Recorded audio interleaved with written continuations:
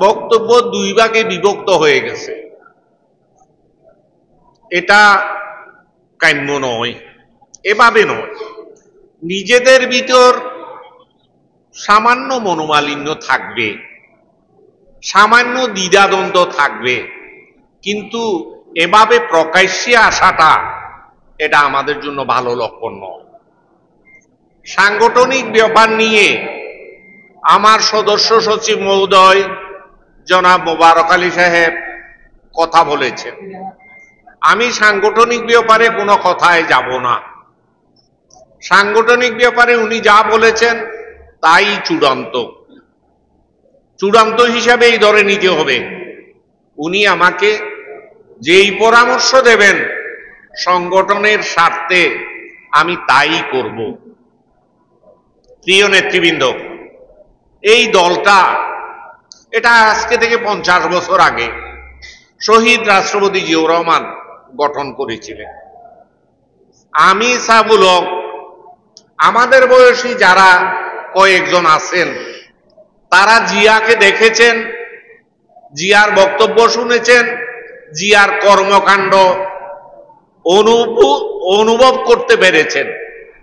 আর যারা আজকের দিনের নূতন প্রজন্ম তারা জিয়াকে দেখেন নাই। বই পুস্তক বিকৃত করা হয়েছে। আওয়ামী লীগ সত্যিকার বাংলাদেশের ইতিহাস বই পুস্তকে রাখে নাই, ওরা বিকৃত করেছে। স্বাধীনতার ঘোষক করেছে শেখ মুজিবুর রহমান সাহেবকে। আমি তখন ক্লাস 10-এর ছাত্র।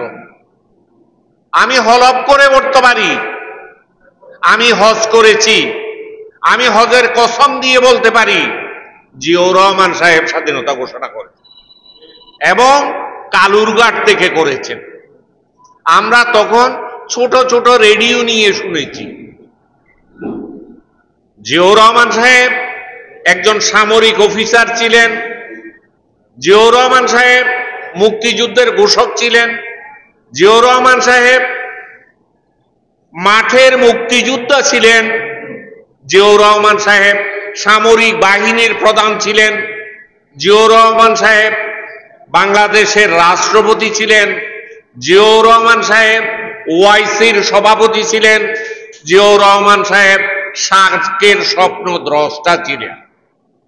ওনার নেতৃত্ব শুধু বাংলাদেশে সীমাবদ্ধ নয়, ওনার নেতৃত্ব বিশ্ব যতগুলো মুসলমান দেশ আছে, মুসলমান উম্মার জন্য সারা পৃথিবীতে যত মুসলমান আছে প্রত্যেকের জন্য উনি কিছু করে যেতে চেয়েছিলেন। ইরান ইরাক ভাতৃঘাতী যুদ্ধ পৃথিবীর কোন নেতা সমাধান দিতে পারে নাই, দিয়েছিলেন আমার নেতা জিয়াউর রহমান সাহেব। আল্লাহর ঘর কাবায় ইরানের কিছু বিচ্ছিন্নতাবাদী ঢুকে পড়েছিল, কেউ ঢুকতে পারবে না, কেউ হজ করতে পারবে না, কেউ কাবা তোয়াফ করতে পারবে না, এইরকম একটা সিদ্ধান্ত নিয়ে তারা আল্লাহর কাবায় ঢুকে পড়েছিল। সারা পৃথিবীর সমুদয় নেতা বসে সিদ্ধান্ত নিয়েছিলেন এই সমস্যার সমাধান কে দেবে। সবাই সমস্বরে বলেছিলেন জিয়াউর রহমান দেবে, এবং আল্লাহ চাহে তো সেই সমস্যার সমাধান আমার জিয়াউর রহমান সাহেব দিয়েছিলেন।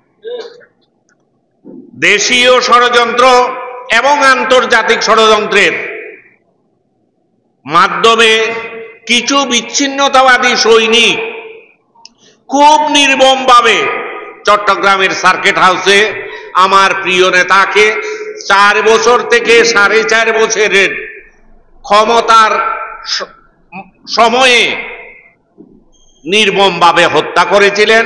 উনি শাহাদত বরণ করেছিলেন। জিয়াউর রহমান সাহেবের অধ্যায় শেষ। এবার আসেন ওনার সহধর্মিনী খালেদা জিয়ার অধ্যায়। খালেদা জিয়া বেসিক্যালি ছিলেন একজন গৃহিণী। উনি কোনো দিনই রাজনীতিতে আসতে চাননি। ওনাকে বাংলাদেশ জাতীয়তাবাদী দলের তৎকালীন সমুদয় নেতা বাসায় গিয়ে অনুনয় বিনয় করে ওনাকে রাজনীতিতে এনেছিলেন। দীর্ঘদিন তিনি এই বাংলাদেশের নেতৃত্ব দিয়েছেন। 3 বারের তিনি প্রধানমন্ত্রী এবং প্রতিবার তিনি 5টা আসনে নির্বাচন করেন। আজকের দিন পর্যন্ত আল্লাহর কি মেহেরবানি জানি না, কোন আসনে তিনি এখনো ফেল করেন নাই, প্রত্যেকটা আসনে উনি পাস করেছেন। খালেদা জিয়া আপোষহীন নেত্রী। এটা কেন আপোষহীন? আজকে যখন জানের ভয়ে শেখ হাসিনা পালায়ে ভারতে চলে গেছে, সেরকম জানের ভয় খালেদা জিয়ার উপর অনেকবার এসেছে। ওনাকে বলা হয়েছে আপনার জন্য প্লেন রেডি আছে, আপনি দয়া করে প্লেনে উঠেন, আপনি যেখানে ইচ্ছা চলে যান, সৌদি আরব চলে যান, ইরান চলে যান, ইরাক চলে যান, ব্রিটেন চলে যান, আমেরিকা চলে যান। উনি শুধু বলেছিলেন বিদেশে আমার বন্ধুরা আছে, বিদেশে আমার কোনো প্রভু নাই, অতএব আমি বাংলাদেশেই থাকব, মরি তো বাংলাদেশে মরব, বাঁচি তো বাংলাদেশে থেকেই বাঁচব। এবং শেষের দিকে খালেদা জিয়া অনেকটা মৃত্যুর কাছাকাছি চলে গেছিলেন। শেখ হাসিনা ওনাকে বিদেশে চিকিৎসার জন্য যেতে দেবেন না। এটা জেনেও শরীরের মধ্যে অনেকগুলো রোগ নিয়ে মৃত্যুর কাছাকাছি গিয়েও উনি বিদেশে চিকিৎসা করতে যান নাই। এটাই আমাদের নেত্রী বেগম খালেদা জিয়া।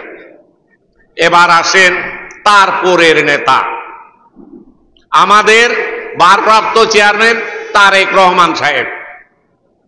উনি জিয়াউর রহমানের জ্যৈষ্ঠ সন্তান। জিয়াউর রহমান এবং খালেদা জিয়া চিন্তা করেছিলেন এই ছেলেকে রাজনীতিতে আনবেন না, পরিবারের দেখভাল করার জন্য, ভরণ পোষণের জন্য তারেক রহমান সাহেব ব্যবসা করবেন এবং পরিবার নিয়ে থাকবেন। আল্লাহর অমুক ইচ্ছা, উনি কোনোদিন কোনো নির্বাচনে দাঁড়ান নাই, উনি এমপি হন নাই। উনি যদি বাংলাদেশের 5টা আসনেও দাঁড়াতেন, 5টাতেই উনি পাস করতেন, কিন্তু উনি দাঁড়ান নাই।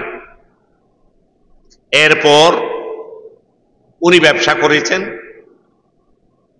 যখন 111 আসে, 111-এর রুহুতারা ওনাকে গ্রেফতার করে জেলখানায় নিয়ে যায়, বছর 1.5 জেলখানার মধ্যে রাখে। ওনারে এমন ভাবে নির্যাতন করা হয় যে ওনার শরীরের পেছনের মেরুদণ্ডের হাড্ডি 2-3 টুকরা হয়ে যায়। ফরচুনেটলি আর আনফরচুনেটলি ওনাকে মেরে ফেলার জন্য যেদিন প্রহার করা হয়, সেদিন আমি ঢাকা জেলখানায় ছিলাম। ওনার আত্মচিৎকার আমরা শুনেছিলাম, ওনার বাঁচার আকুতি আমরা শুনেছিলাম, কিন্তু আমাদের করার কিছু ছিল না। পরবর্তী পর্যায়ে যখন সরকার নিশ্চিত হলো যে তারেক মারা যাবে, প্রহারের 3 দিন পর তাকে জেলখানা থেকে বের করে দেওয়া হয় এবং চিকিৎসার জন্য উনি লন্ডন চলে যান। আজকের দিন পর্যন্ত তারেক জিয়া দেশে ফিরতে পারেন নাই, নির্বাসিত জীবন যাপন করতেছে। উনি এখনো আমার মতো আপনার মতো সোজা হয়ে বসতে পারেন না। ওনার পেছনে এখানে এরকম একটা লোহার প্লেট আছে, প্লেটটা পরে এখানে একটা বেল্ট এবং কোমরে একটা বেল্ট পরলে উনি বসতে পারেন, উনি কথা বলতে পারেন। না হয় ওই বেল্টটা যদি না পরে তাহলে উনি এখনো সুস্থভাবে বসতে পারেন না। এটাই তারেক জিয়া।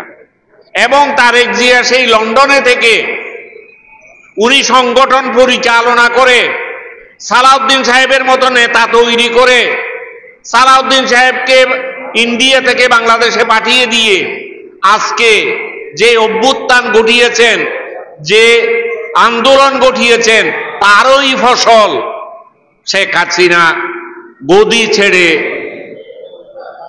ভারতে পালিয়ে যাওয়া। এটার একমাত্র কৃতিত্ব, একমাত্র দাবিদার আমার নেতা তারেক রহমান।